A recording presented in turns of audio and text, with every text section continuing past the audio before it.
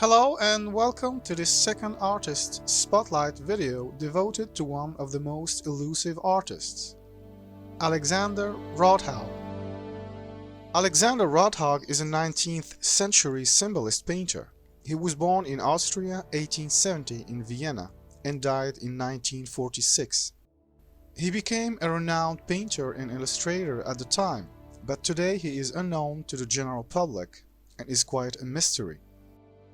Aside from brief biographies and few low-resolution paintings on the internet, information on him is scant.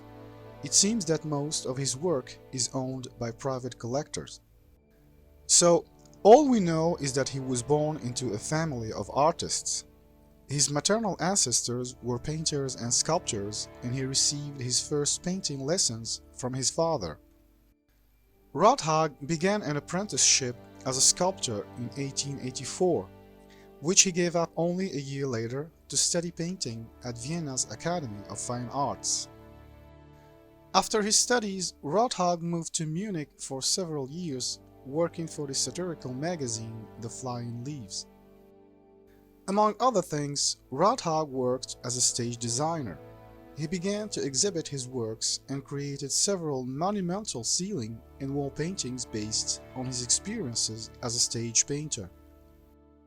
All that can be said is that Rothaug has an individual recognizable style, and the constant theme in most of his works is inspired by ancient mythology and the German saga.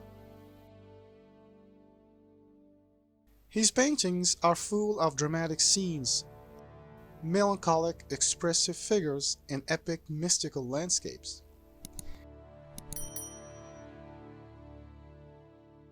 He is a master at portraying the human figure in its varied dramatic movement. His women are voluptuous and his men are strong and muscular, all set against gloomy and crushing landscapes. His scenes might be inspired by classical mythology, but there is nothing idealistic about it, like in a Bouguereau, for example.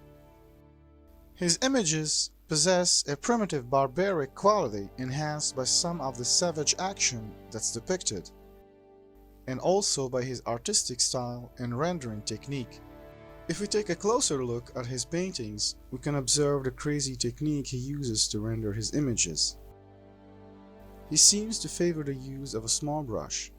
He lays down thousands of small, rough and meticulous brush strokes that follow the form of his figures.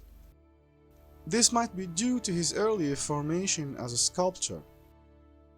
He is painstakingly revealing the human form as if he was chiseling a block of marble, one blow at a time. This technique also creates a visceral textural effect, especially in rendering landscape elements such as rocks and stones. There is no shortcut in Rothaug's work. The amount of patience and dedication to achieve that is humbling and extremely remarkable. Yep, that's how Old Master did it.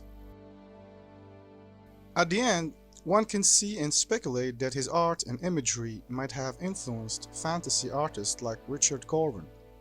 It is mostly notable in the stylized cartoony head paired with strong musculature.